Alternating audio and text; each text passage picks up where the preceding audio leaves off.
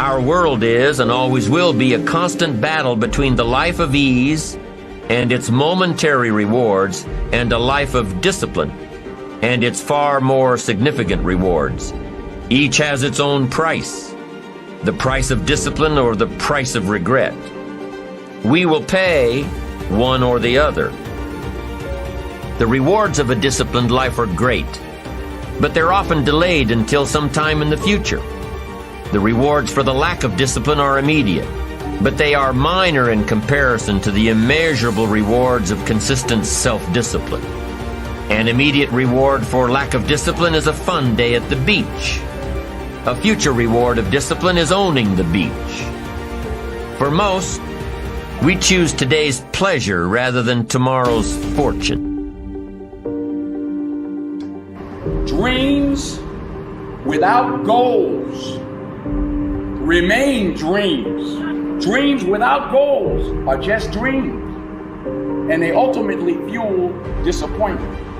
Goals on the road to achievement cannot be achieved without discipline and consistency. Between goals and achievement are discipline and consistency. You want to be more disciplined? Get after it. That's it, man. Get up early, do some kind of workout, eat good foods, clean your room, make a list of things that you're supposed to do in your life, and then wake up in the morning and do those things. That's what discipline is. And no, it is not easy. But you're not going to get it from anyone else but you. And it's worth it, and it is the thing that is going to bring you freedom. So how can you get rid of the easy distractions?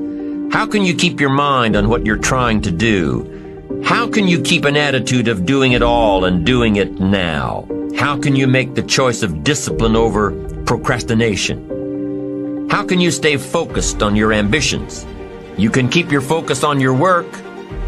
You can get it done today instead of tomorrow.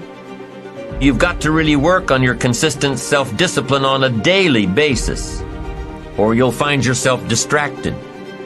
Distracted by negative thoughts, distracted by negative people, and pretty soon, depending on the type of people you've associated with, distracted by your doubts within yourself.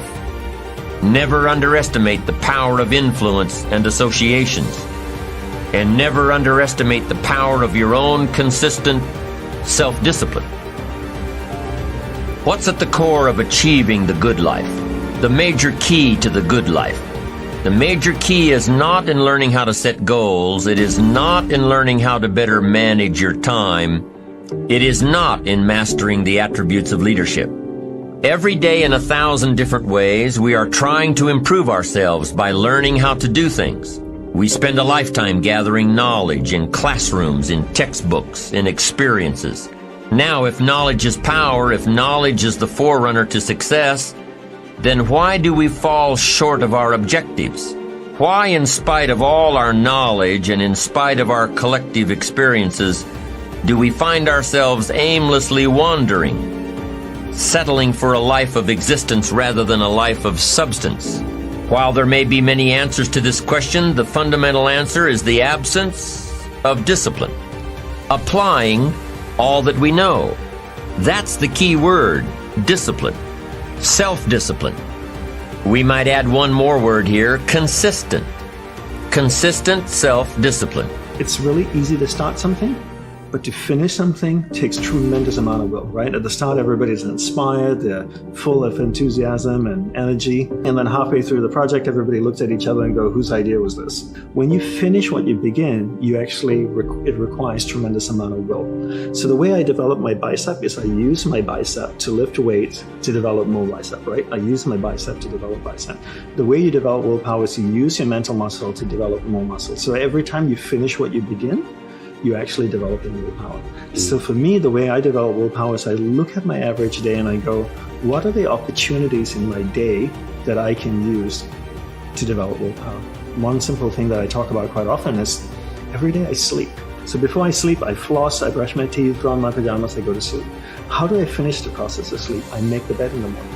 So when I make the bed, I finish what I begin and I'm developing willpower. So now most people look at mundane things throughout the day, like making the bed, and like, oh, it's a mundane task. Why should I waste time or energy? All those things are little acts to develop willpower. Imagine if you were taking a pebble and putting it in a jar every time, 2 weeks later, the jar will be filled with pebbles. So I looked at the tasks throughout the day, finishing those tasks as opportunities to develop willpower. And after a month, I've developed a tremendous amount of willpower. Now I can use that willpower and direct it with align it with my passion to create discipline in my life so that I can enjoy what I love more. Also, one more thought on discipline. Here's the greatest value of discipline: self-worth, self-esteem. People are teaching self-esteem these days, but they don't connect it to discipline. The least lack of discipline, and it starts to erode our psyche. One of the greatest temptations is to just ease up a little bit, right? The slightest lack of doing your best starts to erode the psyche. Instead of doing your best, doing just a little less than your best. Sure enough, you say, well, it's just going to affect my sales. No, it's going to affect your consciousness. It's going to affect your philosophy. Now you've begun in the slightest way to affect your own philosophy. Here's the problem with the least neglect. Neglect starts as an infection. And if you don't take care of it, it becomes a disease. And one neglect leads to another. And the worst of all, when neglect starts, it diminishes our self-worth, our self-confidence, our self-value.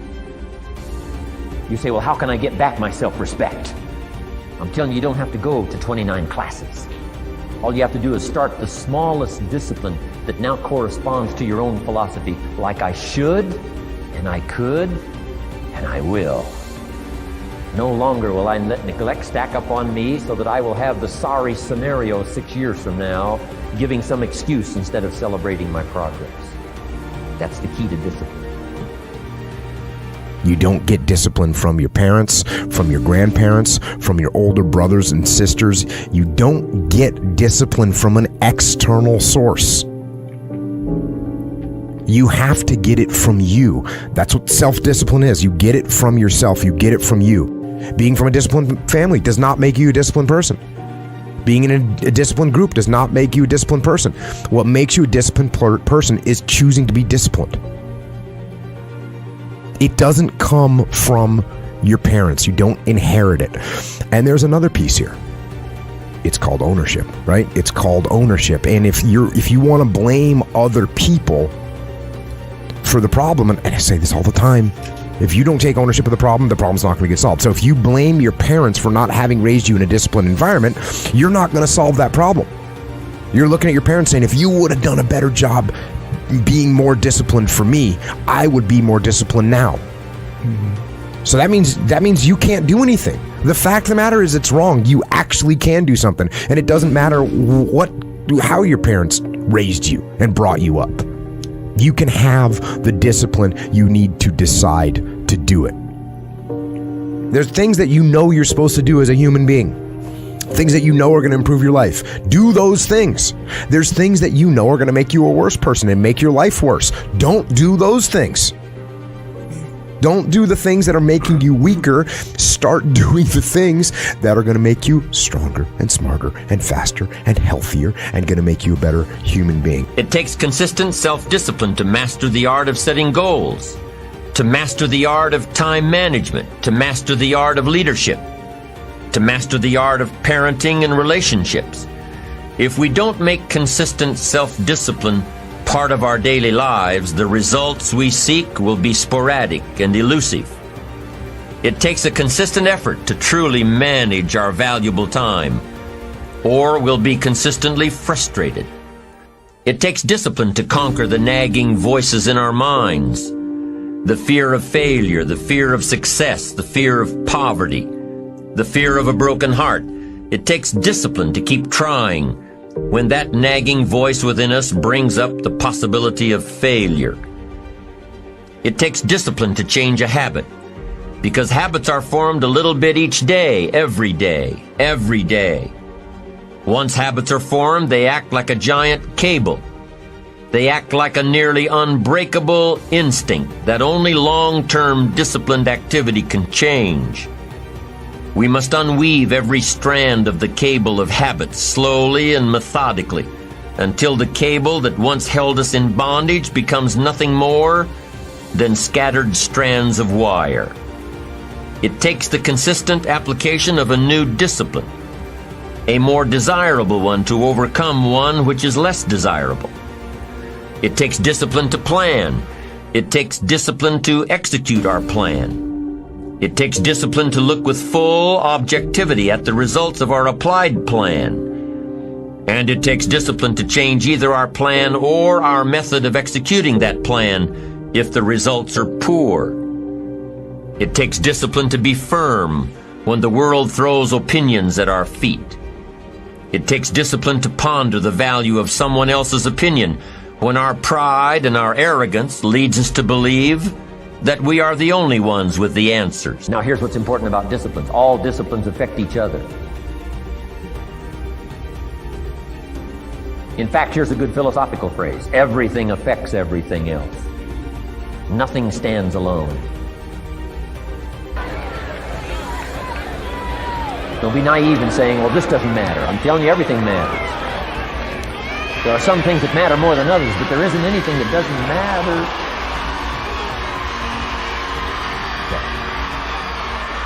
Okay. We all pity the man who says, well, this is the only place I let down. Not true. Key to take home. Every letdown affects the rest of your performance. Every letdown affects the rest. This is part of the educational process on personal development. If you don't take the walk around the block, you probably won't do the apple a day. If you don't do the apple a day, you probably won't start building your library.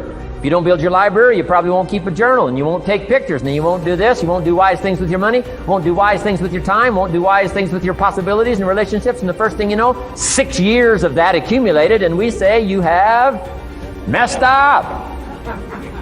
So the whole key to reversing that process now is to start picking up these disciplines. Now here's the positive side. Every new discipline affects the rest of your disciplines. Every new one affects the rest. That's why action is so important. The least action, the smallest action. Take it. Because when you start accomplishing and the value starts to return from that one action, it'll inspire you to do the next one and the next one and the next one. You start walking around the block, it'll inspire you to get an apple. Get an apple, it'll inspire you to get a book. Get a book, it'll inspire you to get a journal. Get a journal, it'll inspire you to grow, develop some skills. All disciplines affect each other. Every lack affects the rest. Every new affects the rest. The key is to diminish the lack and set up the new. And you've started a whole new life process. Key. I got rich by the time I was 31 and it was easy. Now here's my definition of easy. Got to jot this down. My definition of easy, meaning something I could do. I figure if it's something you can do, it's easy. Now here's a parenthesis. Parenthesis, I worked hard at it. I found something I could do which was easy, but I worked hard at it. I got up early and stayed up late, worked hard that 6 years. But what I did was easy, meaning it was something I could do. You say, well, Mr. Rohn, if it was so easy, how come everybody else around you during that 6 years, how come they didn't get rich? Here's why. It's easy not to. How else would you describe it? That's it. You say, no. For all of the rest of them, it was hard for them and it was easy for you. That's not true. You couldn't debate me on that in front of this intelligent audience. But here's the challenge. Let me give it to you in a philosophical phrase. I tend to be a little philosophical. Here it is. The things that are easy to do are also easy not to do. That's the difference between success and failure.